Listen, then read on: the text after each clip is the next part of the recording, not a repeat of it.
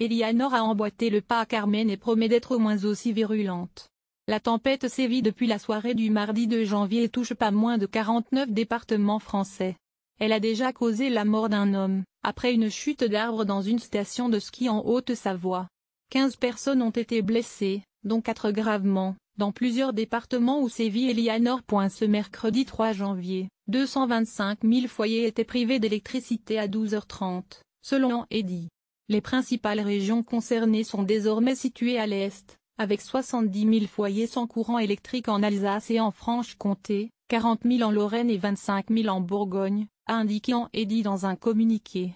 Dans les régions touchées plus tôt dans la matinée, 22 000 foyers restaient sans électricité en Normandie, 15 000 en Picardie, 13 000 en Île-de-France, 11 000 en Champagne-Ardenne et 6 000 dans le Nord-Pas-de-Calais. Environ 2 500 agents travaillent à rétablir la situation, mais Eddy ne donne aucune heure de retour à la normale, précisant que la situation reste très évolutive car la tempête continue de souffler. Le gestionnaire du réseau de distribution d'électricité a rappelé qu'il ne fallait en aucun cas tenter de toucher des câbles tombés à terre. En cas d'urgence, il est demandé d'appeler le 09 726 750, auquel il faut ajouter le numéro du département. 14h52, l'étape de mercredi du Tour de ski, un sprint prévu à Oberstdorf, en Allemagne, comptant également pour la Coupe du monde de ski de fond, a été annulé en raison de la tempête, ont annoncé les organisateurs. 14h32, selon un bilan provisoire annoncé 14h par le lieutenant-colonel Michael Bernier,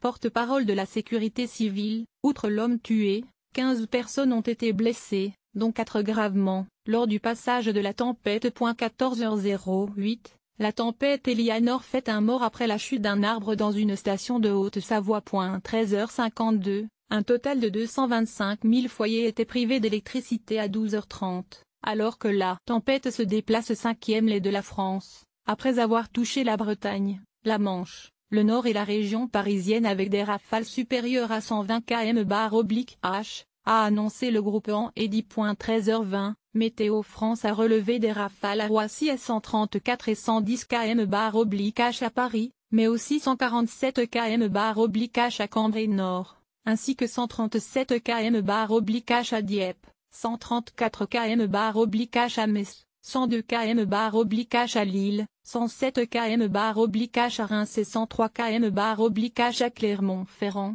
Pour Paris et Roissy, il faut remonter à 2010, à la fameuse tempête Xynthia, pour avoir des valeurs aussi fortes.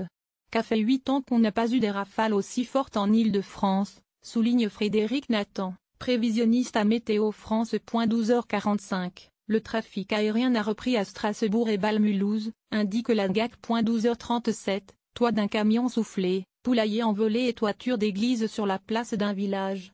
Nombreux véhicules et bâtiments ont reçu de plein fouet les rafales causées par la tempête. 12h25, bilan à la mi-journée. La tempête Eleanor a fait 9 blessés, dont 4 grièvement, et a nécessité 3,500 interventions de pompiers, selon les informations données par la sécurité civile.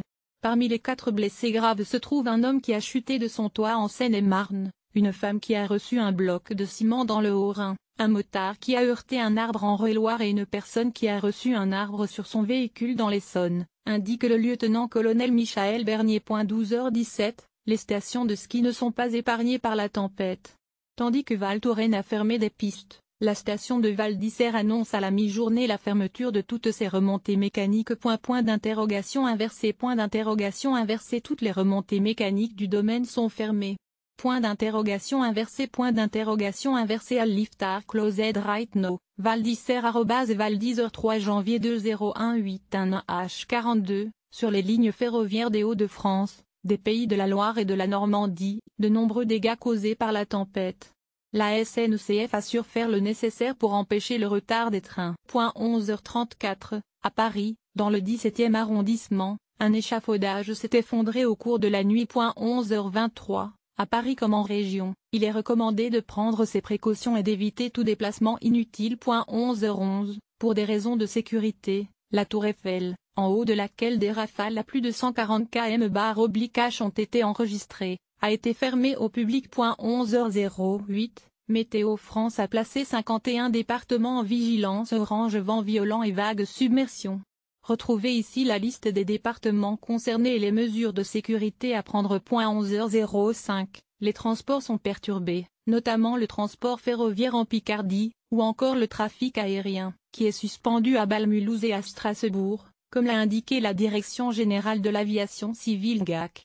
Le trafic est interrompu depuis 10h30 en raison de vents soufflant à une vitesse supérieure à 110 km/h, a indiqué à l'AFP un porte-parole de la GAC en précisant que les deux aéroports comptent un